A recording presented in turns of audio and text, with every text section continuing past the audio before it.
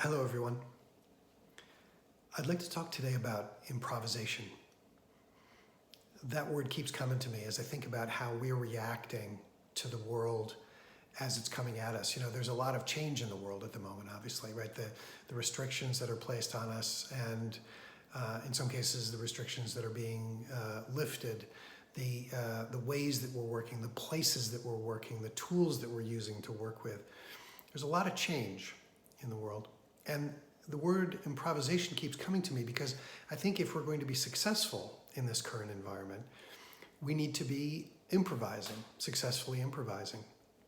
And improvising, for me, it's something that's close to my heart because, and some of you know this about me, in my spare time, I'm also a jazz musician.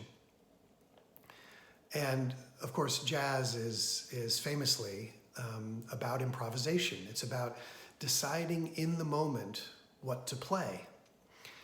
And I was thinking about that and thinking, you know, to someone who is just listening to someone perform jazz, in that moment where they're listening to the performance may come across as incredibly sort of spontaneous and incredibly sort of liberated.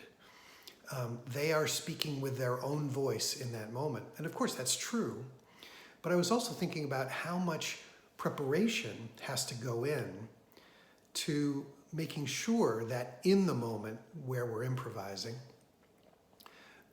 we are improvising successfully. I mean, the amount of preparation, you know, the best jazz musicians that I've listened to and seen, they are, the amount of background work that's gone into preparing for them for that moment where somebody in the band turns to them and nods and they know it's time for their solo.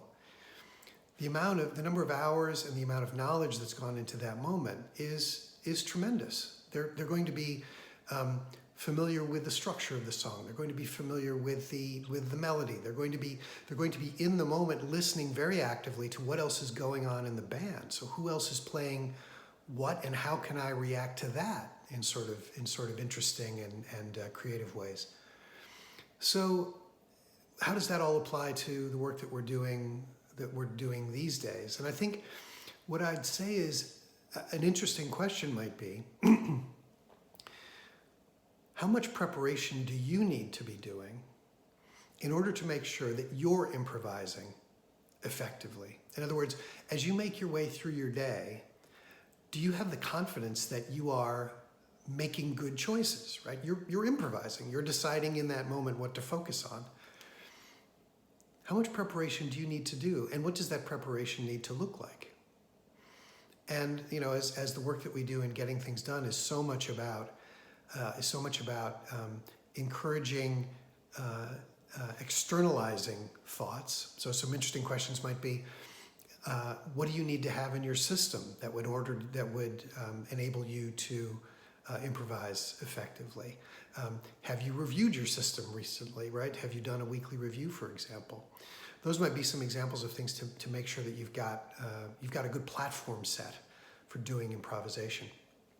At the end of the day, I think our goal in all of this is, can we come through this with the sense that, hey, the world in the last 6 months has certainly thrown many more changes at us than most of us are using to having to deal with. And the question I think for many of us is going to be at the end of this, did we, given everything, given all of the restrictions, all of the things that we needed to do differently, given all of that, did we make good choices? In essence, how effective were we at improvising?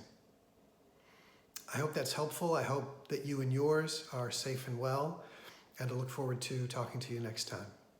Bye for now.